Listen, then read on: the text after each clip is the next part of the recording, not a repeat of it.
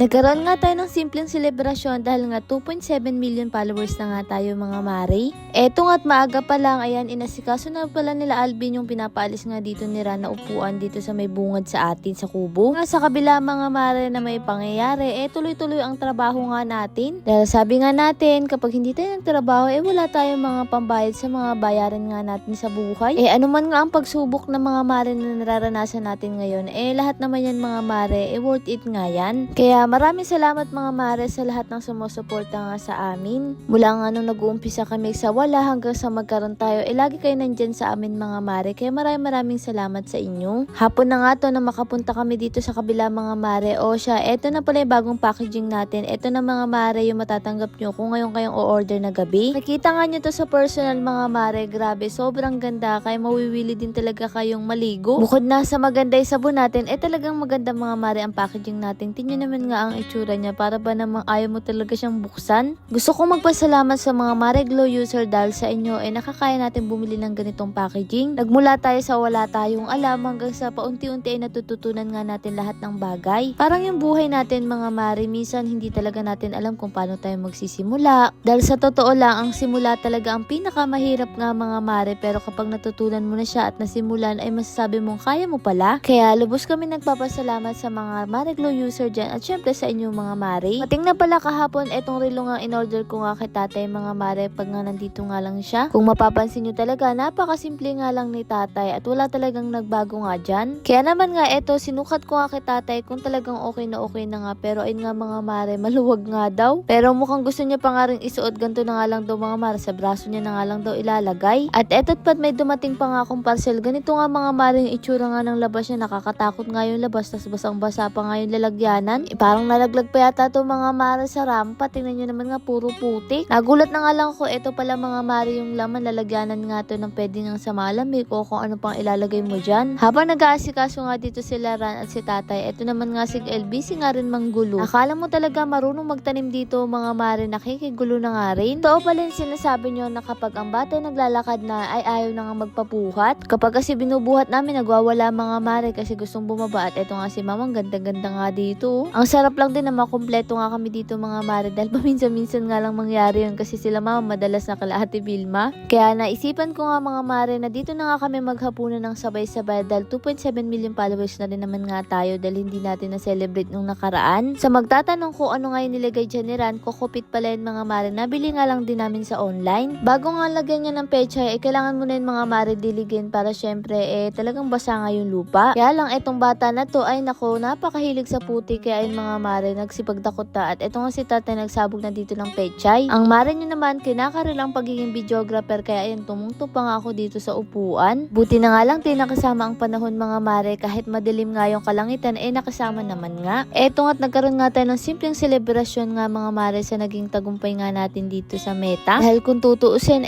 talagang wala naman kaming followers noon. Hirap na hirap kami kung sino ang manonood sa amin. Kahit nga sa panaginip hindi talaga namin mga mare naisip na mararanasan namin magkaroon ng million followers. Kaya kahit ganito mga mare celebration masayang masaya na nga kami at salamat din sa inyong mga mare. Sa totoo lang mga mare, kapag nga binabalikan namin lahat ng makaranasan namin at lahat ng mga pinagdaanan namin bago marating ko anong meron tayo ngayon, sabi namin buti na lang hindi kami sumuko sa buhay. Buti na lang ng mga panahong nahihirapan kami hindi kami napanghinaan ng loob. Kasi kung sumuko kami sa buhay noon nung napapagod na kami, kasi talagang nakakapagod ang vlogging, lalo na kung walang nanonood sa'yo, talagang maiinip ka mga mare at susukuan mo na rin talaga ang vlogging kapag nga walang nanonood. Pero buti na nga lang may isang tao talaga na nagtiwala sa amin. Sa kabila nga mga mare ng lahat ng pinagdaanan namin, nandiyan nga si mama na nagtiwala sa amin. Tulad nga ng sabi ko sa inyo, kahit hindi niya alam ang vlogging talagang sineportahan niya kami mga mare. Kani-kanin na pa yan nilalakad para lang mapanood nga yung pagbablog namin. Kaya naman nga kung sumuko kami noon wala kami dito ngayon mga mare. Walang run in gale na mapapanood nyo at walang gail mga mare na pasayaw-sayaw na nga lang dito. Kaya totoo, kapag may pinagdadaanan tayo may magandang kinabukasan para sa atin. Kaya ngayon kung nahihirapan ka, iniisip mo parang wala nang magandang kinabukasan sa buhay mo, magtiwala ka nga lang kay Lord at dadating nga yung panahon na masasabi mong buti na lang di ako sumuko. Ewan ko ba, napansin ko na kasama ang panahon mga mare, tingnan nyo naman nga kahit alas 6 na nito ay maaga-aga pa nga rin. Kaya napakasarap din mga mare ng ganito paminsan-minsan na may ganitong selebrasyon. Bagamat simple lang ay masasabi kong masaya to mga mare dahil magkakasama tayong pamilya. Totoo din talaga na kapag hapagkainan ay nagbubuklod-buklod mga mare ang pamilya at kanya-kanya ng buhay yan. Sige nga mga mare, ayan, ipakaway-kaway pa nga ditong nalalaman na akala mo may tinatawag. Hindi ko rin talaga alam kung ano sinasabi ko dyan. Ayun pala mga mare, naalala ko si Ate Marlene wala pa pala dito. Iba pa rin talaga kapag ang pamilya mo mga mare magkakasama. Lord, maraming pong salamat sa lahat ng blessing at syempre sa inyo mga mare. Paano ba yung bukas na lang ulit?